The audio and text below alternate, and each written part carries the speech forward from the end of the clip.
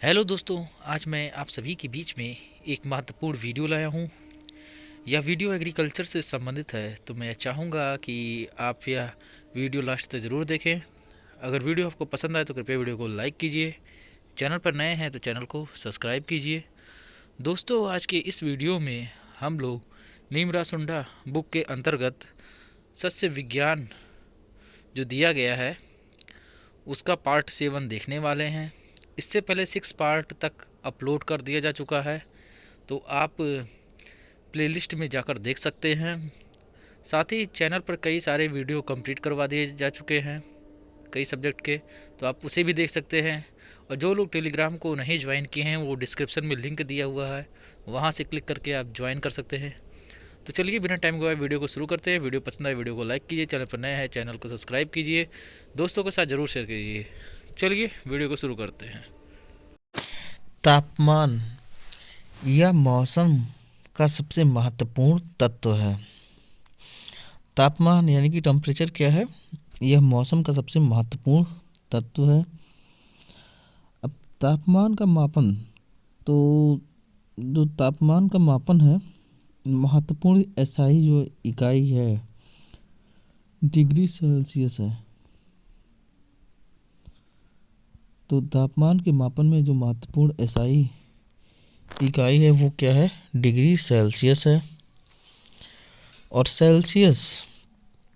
Celsius पैमाने पर पानी का पिघलना और क्वथनांक क्रमशः जो है 0 और 100 डिग्री सेल्सियस पर होता है। तो सेल्सियस पैमाने पर पानी का पिघलना और क्वथनांक क्या है, 0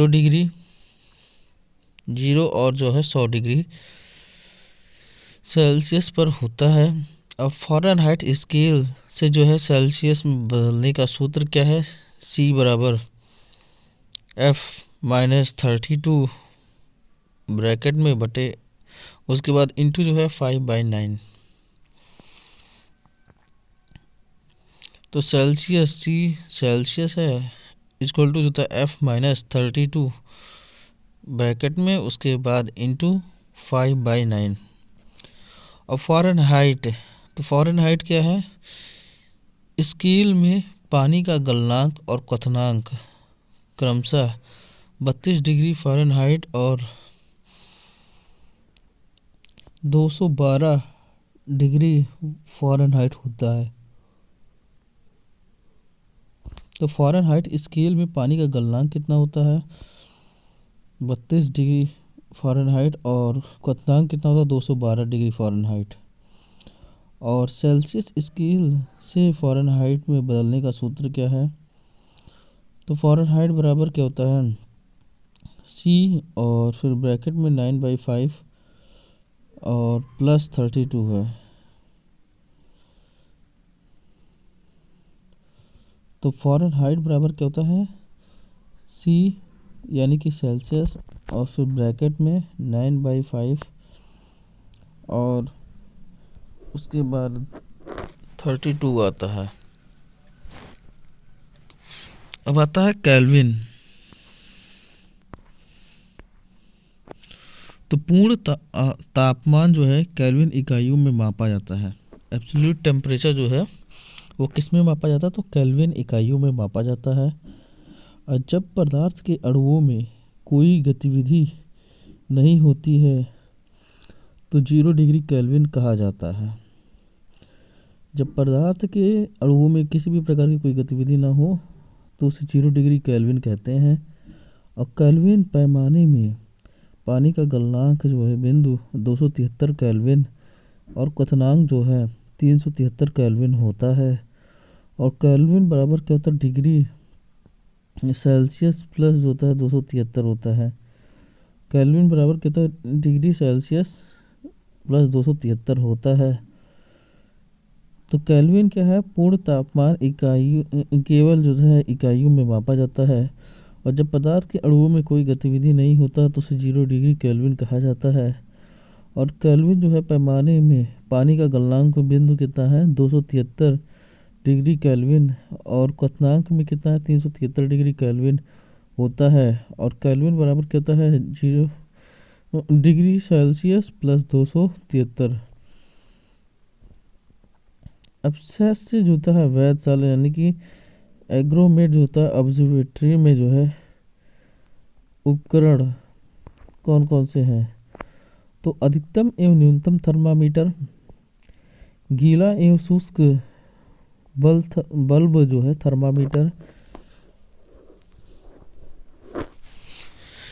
स्ट्रेवेंसन स्क्रीन में लगे रहते हैं, मृदा तापमापी, थर्मोग्राफ, हाइग्रोग्राफ, वायुदिक सूचक यंत्र और रोबिन्स कप एनीमोमीटर, साधारण वर्षा मापी USWB, खुला वाष्पीकरण पात्र और कम्बेल स्टॉक सनशाइन रिकॉर्डर। तो शस्य वेधशाला यानी कि एग्रोमेट ऑब्जर्वेटरी में कौन कौन से उपकरण होते हैं, तो अधिकतम एवं न्यूनतम थर्मामीटर होता है, गीला एवं शुष्क बल्ब थर्मामीटर होता है जिसको स्टीवेंसन स्क्रीन के में लगे रहते हैं, मृदा तापमापी होता है, थर्मोग्राफ होता है, हाइग्रोग्राफ होता है, वायु दिक सूचक यंत्र होता है विंड वेन, और रोबिन्स कप एनीमोमीटर होता है, साधारण वर्षा मापी होता है, USWB खुला वाष्पीकरण पात्र होता है, कम्बेल स्टॉक सनशाइन रिकॉर्डर होता है। अब आता अधिकतम थर्मामीटर। तो इसका उपयोग जो है दिन के दौरान प्राप्त अधिकतम तापमान को मापने के लिए किया जाता है। इसमें खोखली जो है कांच की नली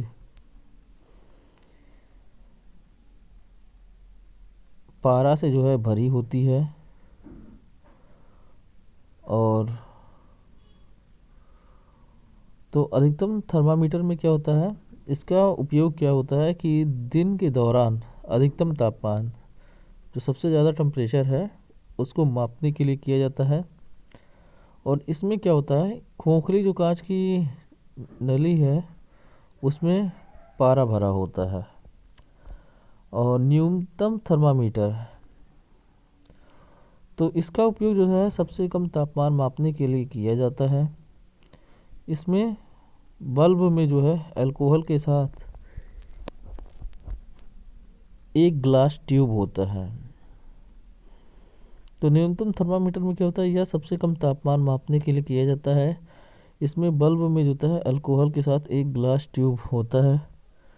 मृदा थर्मामीटर जो है यह पारा थर्मामीटर है और जिसके अंतिम सिरे पर बैंड होता है।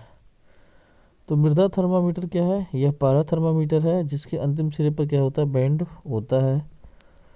और थर्मोकपल्स, तो थर्मोकपल्स क्या है, इसका उपयोग मिट्टी में तापमान को मापने के लिए किया जाता है। और ये दो प्रकार के होते हैं, एक जैसे थर्मो इलेक्ट्रिक होते हैं और थर्मो रेजिस्टेंट होते हैं। तो थर्मोकपल्स क्या होता है, इनका उपयोग जो है मिट्टी के तापमान को मापने के लिए किया जाता है। दो प्रकार के होते हैं, जैसे थर्मो इलेक्ट्रिक होते हैं और थर्मो रेजिस्टेंट होते हैं। अब विभिन्न घटनाएं जैसे कंटूर, तो कंटूर क्या होता है, समान ऊंचाई को जोड़ने वाली काल्पनिक रेखा है। तो कंटूर क्या है, समान जो ऊंचाई है उसको जोड़ने वाली एक काल्पनिक रेखा है। और आइसोप्लेथस, आइसोप्लेथस में क्या होता है कि किसी भी घटना के समान मूल्यों को जोड़ने के लिए वाली जो है काल्पनिक रेखा है। कोई घटना है उसके सामान्य जो है मूल उसको जोड़ने वाली काल्पनिक रेखा आइसोप्लेथस है। और आइसोबार क्या है, समान वायुमंडलीय दबाव की बिंदुओं को जोड़ने वाली काल्पनिक रेखा है। तो आइसोबार में समान वायुमंडलीय दबाव की बिंदुओं को जोड़ने वाली काल्पनिक रेखा है। और आइसोहाइट वर्षा की समान मात्रा को जोड़ने वाले बिंदुओं की काल्पनिक रेखा है। तो आइसोहाइट में क्या है, वर्षा की समान मात्रा को जोड़ने वाले बिंदुओं की काल्पनिक रेखा है। और आइसोबाथ क्या है, समान जल तालिका की ऊंचाई के बिंदुओं को जोड़ने वाली काल्पनिक रेखा है। आइसोबाथ में समान जल तालिका की ऊंचाई की बिंदुओं को जोड़ने वाली काल्पनिक रेखा है। और आइसोहेल्स क्या है? बराबर धूप के घंटों को जोड़ने वाली काल्पनिक रेखा है। तो आइसोहेल्स में क्या होता है? बराबर धूप के घंटों को जोड़ने वाली रेखा है। और आइसोहेलाइन क्या है? समान लवणता के बिंदुओं को जोड़ने वाली काल्पनिक रेखा है। आइसोहेलाइन में क्या होता है? समान लवणता के बिंदुओं को जोड़ने वाली काल्पनिक रेखा है। और आइसोफेन में क्या होता है? समान मौसमी घटना के बिंदुओं को जोड़ने वाली काल्पनिक रेखा है। आइसोफेन में क्या है? समान जो मौसमी घटना है उसको जोड़ने वाली काल्पनिक रेखा है। और आइसोथर्म में क्या है? समान तापमान के बिंदुओं को जोड़ने वाली काल्पनिक रेखा है। तो आइसोथर्म किसे कहते हैं? जो समान तापमान के बिंदुओं को जोड़ती है जो रेखा, उसे आइसोथर्म कहते हैं। और आइसोटोप तत्व जिसमें समान संख्या में प्रोटॉन होते हैं परंतु न्यूट्रॉनों की संख्या अलग होती है, उसे आइसोटोप कहते हैं। तो तत्व जिसमें समान संख्या में प्रोटॉन होते हैं परंतु न्यूट्रॉन की संख्या अलग होती है, उसे आइसोटोप कहते हैं। और आइसोप्लूवियल किसे कहते हैं? वर्षा की समान जो है गहराई से जुड़ने वाली काल्पनिक रेखाएं आइसोप्लूवियल होती है। तो आइसोप्लूवियल किसे कहते हैं? वर्षा की समान गहराई से जुड़ने वाली काल्पनिक रेखा आइसोप्लूवियल कहलाती है। और आइसोटेक समान पवन वेगों के बिंदुओं को जोड़ने वाली काल्पनिक रेखा है। आइसोटेक में क्या है? समान पवन वेगों के बिंदुओं को जोड़ने वाली काल्पनिक रेखा। और आइसोस्टेर क्या है? निरंतर नमी के बिंदुओं को जोड़ने वाली रेखा है। आइसोस्टेर में क्या होता है? निरंतर नमी के बिंदुओं को जोड़ने वाली रेखा है। और आइसोडेमिक समान बीमारी की प्रचंडता को दर्शाने वाली बिंदुओं को जोड़ने वाली काल्पनिक रेखा है। आइसोडेमिक में क्या होता है? समान बीमारी की प्रचंडता को दर्शाने वाले बिंदुओं को जोड़ने वाली काल्पनिक रेखा है। और आइसोक्लाइन क्या है? सभी आउटपुट के लिए इनपुट की कम से कम लागत और संयोजनों को जोड़ने वाला वक्र है। तो आइसोक्लाइन में क्या है? सभी आउटपुट के लिए इनपुट की कम से कम लागत संयोजन को जोड़ने वाली वक्र। उपकरण और उनका उपयोग। अल्टीमीटर का प्रयोग किसमें होता है? ऊंचाई के संबंध में। एंड्रॉयड बैरोमीटर का उपयोग किसमें होता है? तो वायुमंडलीय दाब में। एनीमोमीटर का प्रयोग किसमें होता है? वायु की गति में। ब्यूफोर्ट स्केल का उपयोग किसमें होता है? समुद्र में वायु बल में। कैस्कोग्राफ का उपयोग किसमें होता है? पौधे की वृद्धि में।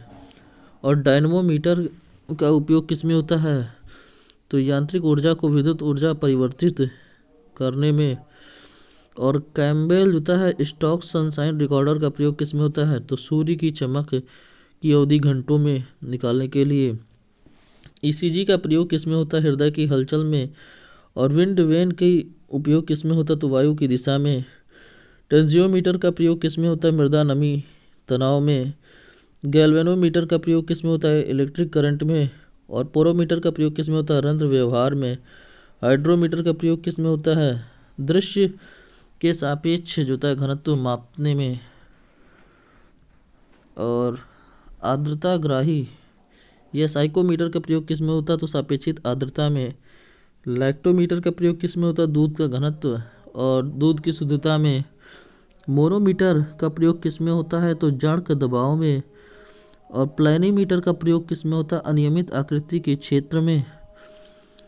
पाइर हेलियोमीटर का प्रयोग किसमें होता है? तो सीधे और सौर विकिरण की मात्रा माप करने में। पायरेनोमीटर का प्रयोग किसमें होता है? तो कुल वैश्विक सौर विकिरण को माप में। पिक्नोमीटर का प्रयोग किसमें होता है? मृदा के विशिष्ट गुरुत्व का मान ज्ञात करने में। और पीजोमीटर का प्रयोग किसमें होता है? तो पृथ्वी के तल की गहराई मापने में। और पोटोमीटर का प्रयोग किसमें होता है? तो उत्सर्जन मापने में। और सिंचाई परियोजना का वर्गीकरण। तो जो प्रमुख परियोजनाएं होती हैं वो CCA पर हेक्टेयर, CCA मतलब कल्चरेबल कमांड एरिया है। जब 10,000 से ज़्यादा हो तो कीमत कितना होना है, तो वहाँ 50 करोड़ से ज़्यादा का। और सिंचाई परियोजना मध्यम कहाँ होती है, जहाँ 2,000 से 10,000 हेक्टेयर तक का मैटर हो, और 25 लाख से जो था 5 करोड़ तक की कीमत। और लघु कब होता है, जब 2,000 से कम हो तथा 25 लाख से कम हो। तो दोस्तों, ये था आज का वीडियो। अगर वीडियो आपको पसंद आए तो कृपया वीडियो को लाइक कीजिए। अगर चैनल पर नए हैं तो चैनल को सब्सक्राइब कीजिए। मिलते हैं हम आपसे अगले वीडियो में, तब तक के लिए।